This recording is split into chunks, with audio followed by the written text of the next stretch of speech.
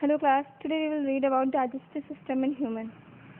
आज हम मनुष्य में पाचन तंत्र के बारे में पढ़ेंगे कि मनुष्य में डाइजेशन कैसे होता है। फर्स्ट ऑफ ऑल हमें ये जानना चाहिए कि इसकी ज़रूरत क्या है। सो बॉडी का जो भी वेस्ट पार्ट होते हैं, जो भी वेस्ट मटेरियल्स होता है, जब उन्हें हम बॉडी से बाहर निकालते हैं तो उसी जिन प्रोसेस के थ्रू बाहर निकलता है हमारे शरीर से, वही होता है हमारा डाइजेस्टिव सिस्टम। उन्हीं सिस्टम के थ्रू ही हमारा वेस्ट प्रोडक्ट शरीर से हमारे बाहर निकलता है। तो फिर लेट्स स्टार्ट। सबसे पहले जो हमारा भोजन या फूड जो हम खाते हैं वो हम माउथ से उसे हम एंटर कराते हैं।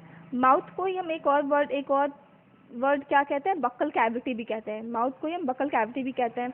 माउथ में हमारे जो टीथ हैं वो उन्हें क्रश करने का काम करते हैं, क्रम्बल यानी कि छोटे छोटे टुकड़ों में तोड़ने का काम करते हैं। दांतों से वो टूट गए जो हमारे फूड मटेरियल्स थे, फूड प्रोडक्ट्स थे। फिर सलाइवरी ग्लैंड प्रेजेंट होते हैं। सलाइवरी ग्लैंड को ही हम क्या कहते हैं हिंदी में, लार ग्रंथियां।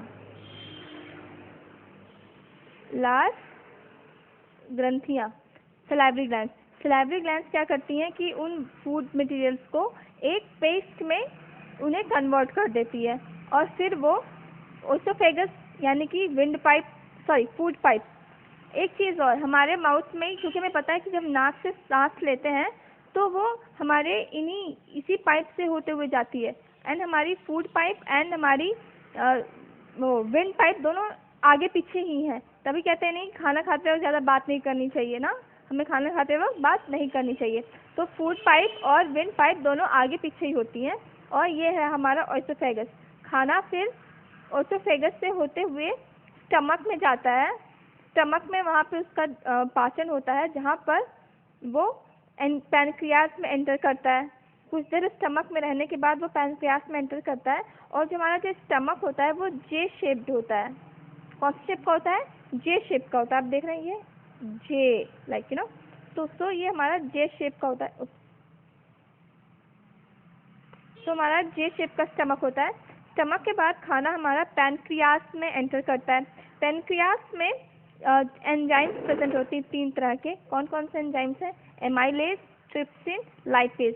These 3 enzymes help food to be get digested. ये 3 एंजाइम्स खाना को डाइजेस्ट करने में हेल्प करती हैं। देन पैनक्रियास के बाद हमारा जो फूड है, जो हमारा भोजन है, जो एक पेस्ट में कन्वर्ट हो चुका है, वो अब हमारा वो स्मॉल इंटेस्टाइन में एंटर करता है, not on the large intestine. पहले वो स्मॉल इंटेस्टाइन में एंटर करता है। अच्छा, एक बहुत ही इंटरेस्टिंग बात क्या है कि ये हमारा स्मॉल इंटेस्टाइन है एंड ये हमारा लार्ज इंटेस्टाइन है। एंड स्मॉल इंटेस्टाइन जो है उसकी लेंथ 5 मीटर है और जो है लार्ज इंटेस्टाइन जो हमारा ये वाला है, लार्ज इंटेस्टाइन, उसकी लेंथ 1.5 मीटर ही है। अब आप सोच रहे होंगे कि इसकी लेंथ जब 6 मीटर है तो ये स्मॉल कैसे है, और जब इसकी लेंथ 1.5 मीटर है तो वो उसको लार्ज क्यों कह रहे हैं? तो मैं आपको बता दूं, बिकॉज स्मॉल इंटेस्टाइन इसलिए कहते हैं क्योंकि जो ये जो इंटेस्टाइन आंत, या जिसको हिंदी में आंत कहते हैं, जो स्मॉल इंटेस्टाइन है वो काफ़ी, उसकी जो विड्थ होती है वो काफ़ी छोटी होती है, बहुत ही पतली सकरी होती है। इस वजह से, और सकरी होती है इसलिए लंबी भी होती है, और इसीलिए जो है इसको स्मॉल कहते हैं। लंबी होती है और छोटी होती है, उसका विड्थ बहुत छोटा होता है, जिस वजह से उसको स्मॉल कहते हैं। और जो लार्ज इंटेस्टाइन है उसकी विड्थ बड़ी होती है, तो इसीलिए उसको हम लार्ज इंटेस्टाइन कहते हैं। तो विड्थ हमारा बताता है कि इंटेस्टाइन स्मॉल है या लार्ज। सो फिर क्या हुआ, खाना जो है वो हमारा स्मॉल इंटेस्टाइन में एंटर कर दिया। स्मॉल इंटेस्टाइन में भी उसमें एक्यूमुलेशन की प्रोसेस के थ्रू फूड जो है वो पास हो रहे हैं, एक दूसरे होते जाएंगे।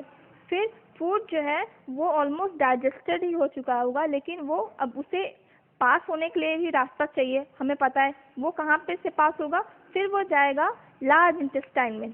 लार्ज इंटेस्टाइन में कुछ देर तक वो स्टोर रहेगा और प्रोसेस बाय प्रोसेस, जैसे हम और फूड ईटिंग कर रहे हैं और डाइजेशन चल रहा है, वो चीज़ें पास होंगी और कुछ देर आने के बाद रेक्टम में आकर के कुछ देर के लिए वो कलेक्ट होती हैं और फिर एनस के थ्रू वो हमारे बॉडी से बाहर निकल जाती हैं। तो ये हो गया हमारा सारा डाइजेस्टिव सिस्टम इन हिंदी। एक बार मैं आपको सारे बॉडी इन सिस्टम के सारे पार्ट्स के नाम बता देती हूँ। माउथ, जिसको हम बकल कैविटी भी कहते हैं, देन सिलाइवरी ग्लैंड जिसे लाल ग्रंथियाँ भी कहते हैं, ओएसोफेगस जिन्हें हम फूड पाइप भी कहते हैं, देन क्या है हमारा लीवर आप जान ही रहे हैं, स्टमक इसको हिंदी में अमाशय कहते हैं, फिलहाल आपको हिंदी में जानने की ज़रूरत नहीं है, पैनक्रियास, फिर क्या है हमारा ये लार्ज इंटेस्टाइन जिसकी लेंथ 1.5 मीटर होती है लेकिन इसकी विड्थ ज़्यादा होती है इसलिए इसको हम लार्ज इंटेस्टाइन कहते हैं। Small intestine is of 6 metre but इसकी विड्थ बहुत ही छोटी होती है इसलिए इसको हम स्मॉल इंटेस्टाइन कहते हैं। Then this is appendix. अच्छा आप सुनते हैं ना कि हमारे यहाँ जो है किसी रिलेटिव का या किसी जान पहचान के अपेंडिक्स का ऑपरेशन था, डॉक्टर ने उनका ऑपरेशन करके उनको काट के निकाल दिया क्या कुछ भी, तो फिलहाल ये अवशेषी हमारे अंग हैं, ये इसकी कोई ज़रूरत नहीं हमारे बॉडी पार्ट में, बट ये हैं अब एंड बाय टाइम में भी ये चीज़ें ख़त्म हो जाएंगी। तो ये अपेंडिक्स हो गया, ये रेक्टम का पार्ट है एंड ये एनस हो गया। और इस पूरे सिस्टम को डाइजेस्टिव सिस्टम कहते हैं और इस पूरे पाथ को, इस पूरे रास्ते को from mouth to the anus हम क्या कहते हैं उसको, एलिमेंट्री कैनाल। क्या कहते हैं? Alimentary canal. Mouth to the anus इसको हम क्या कहते हैं? Alimentary canal. एलिमेंट्री कैनाल जो वो हमारी 9 मीटर लॉन्ग है। अब आप सोच रहे होंगे मैम ये तो कितना, 9 मीटर तो काफ़ी ज़्यादा होता है। तो 9 मीटर बहुत ही कंजस्टेड, जो हमारा स्मॉल इंटेस्टाइन है वो हमारे बॉडी में बहुत ही कंजस्टेड, एज बिकॉज बहुत ही पतला है तो वो बहुत ही कंजस्टेड होकर के मुड़ के ऐसे इधर उधर अभी आप देख रहे हैं इधर से गया उधर से निकला, इधर से गया उधर से निकला, दैट मीन्स बहुत ही ज़्यादा कंजस्टेड वे में वो हमारे बॉडी में है।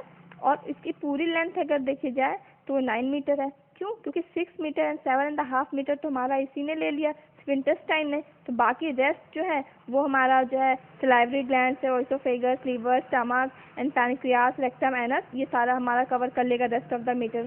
सो this is all your digestive system in human.